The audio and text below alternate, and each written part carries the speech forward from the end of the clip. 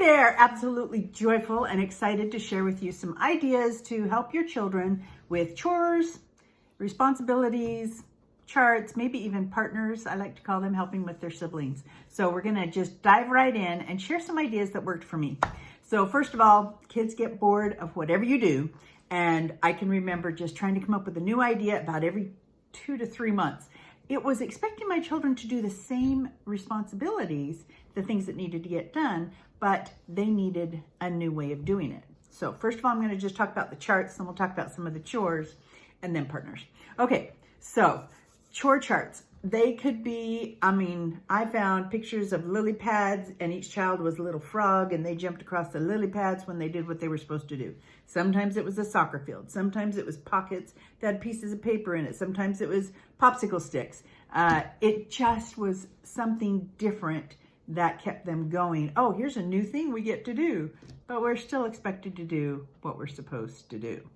Another time I can remember building a brick wall and having all the children and all of us work together as a family. Every time you did what you were supposed to do, you got to put a brick on this wall, and it took a couple of months to fill the paper full of bricks, and the family together had earned an outing.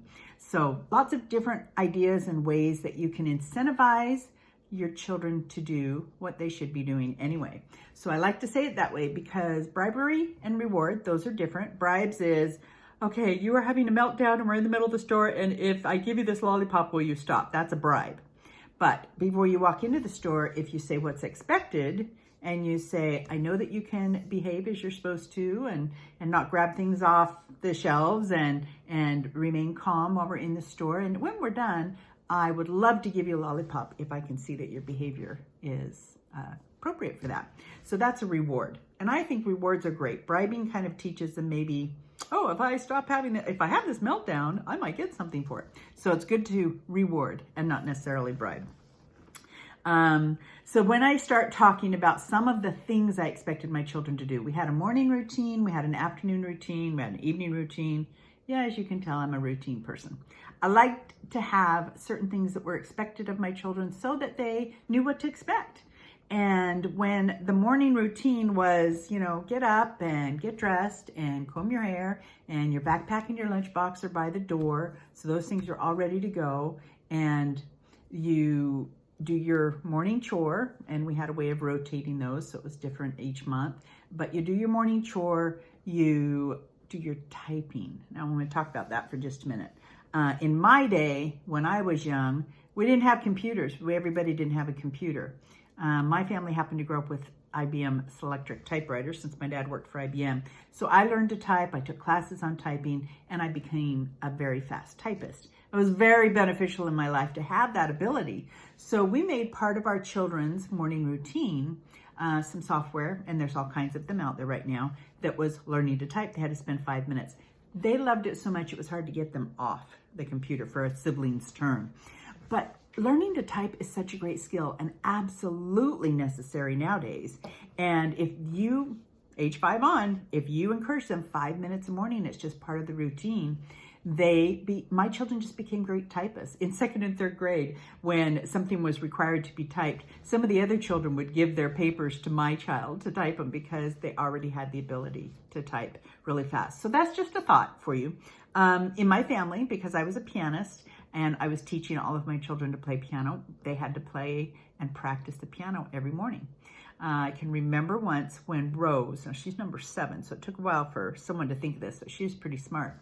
She was so diligent in getting her things done, but she didn't like having so much to do in the mornings. She asked once if she could do her piano practicing in the afternoon instead of the morning. And we came up with the plan that yes, you can if you do tomorrow's practicing the afternoon before. So not your practicing for the day in the afternoon, but if you want to do tomorrow's practicing in the afternoon, you can check that off ahead of time. So that worked out really well for her because she didn't want to take time to do that in the mornings. So work with the children, what's right for them. I would have them do pickups every morning and afternoon. It was 25 pickups a day. Now you might think with 8 children, how in the world do you have 200 things to pick up in the morning? Well, once they had everything picked up off the floor or bed straightened, they would go to straightening books on a bookshelf. And as adults, they have admitted to me that sometimes they would dump out Legos only to pick them up so they could say they'd done their pickups. Oh, brother. Anyway, it just kept things picked up, and that was awesome. So we'd do pickups in the morning, pickups in the afternoon. Mostly afternoon was just doing homework and putting things away so that things were neat and where they needed to be for the next day. And I just love that the charts that I would have gave them a place to check it off. They'd either be laminated so they could use dry erase and check them off, or it was stickers, or it was, sometimes it was in a binder and they would check it off and flip to their page, just different things all the time. And then they would sometimes they would earn things. Sometimes it was just what was expected. That's just the way it is. Sometimes they would earn things, but the reason I bring that up is the things they would earn would be things that as a parent, we already give our children, and it gave them such a feeling of accomplishment. Sometimes it was food, not very often. You can earn an ice cream cone, or sometimes it was you can earn a date with mom and dad. That took a really long time to earn and add up points. Sometimes it was outside time, which normally we're just anxious for them to get outside. But if they had to earn it, it was like, oh, I need to do this and this and this so I can have some time outside to play.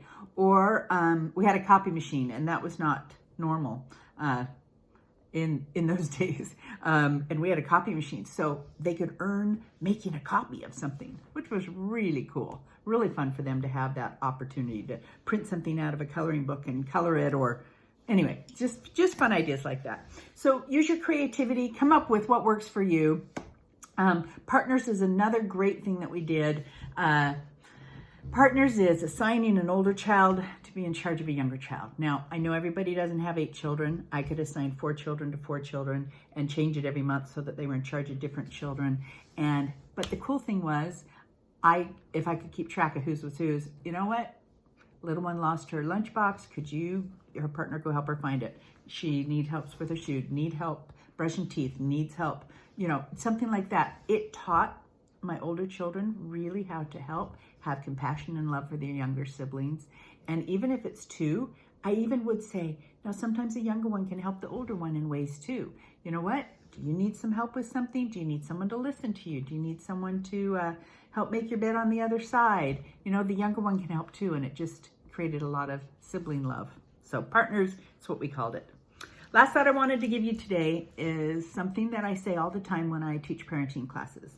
I would like to suggest that we not give our children what they want. And that sounds kind of maybe mean. I'm not saying, of course not saying that they should never have what they want. It's great to give them a choice of 2 things. Do you want this color bib or this color bib?